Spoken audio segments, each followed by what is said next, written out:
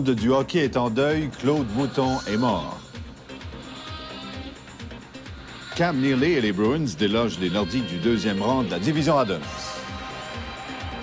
Et à leur tour, Jane Torville et Christopher Dean visent un retour aux Jeux olympiques.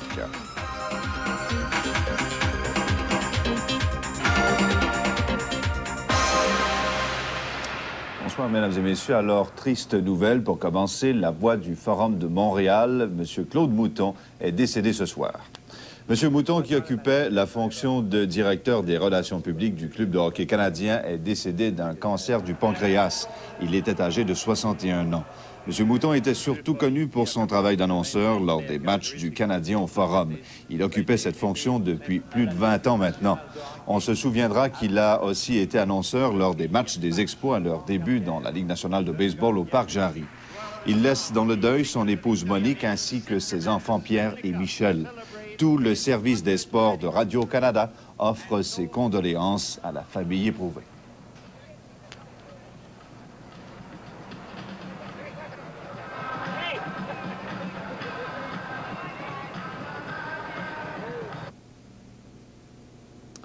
Et Claude Mouton aura livré au cancer un combat empli de volonté et de courage.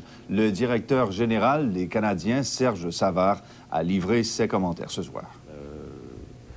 Claude a passé à travers de cette épreuve-là avec un courage incroyable. On l'a vu encore sur les derniers milles. Claude a travaillé samedi soir au Forum alors que c'était presque humainement impossible de pouvoir se rendre à son emploi dans les conditions où il était. Vendredi, son bureau était à quelques pas du mien. Il est venu dans mon bureau, il me dit « ils ne m'auront pas ». Alors, puis il ne s'est jamais plaint. Les médecins nous disaient qu'il était en grande souffrance. C'est une grande perte pour le monde du hockey, le monde du sport à Montréal.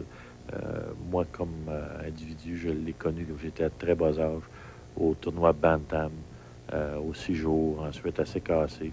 Ensuite, lorsque j'ai fait mes débuts dans l'organisation du Canadien, Claude a été en charge du club de balle, était très près des joueurs et surtout été reconnu internationalement avec la série du siècle en 1972.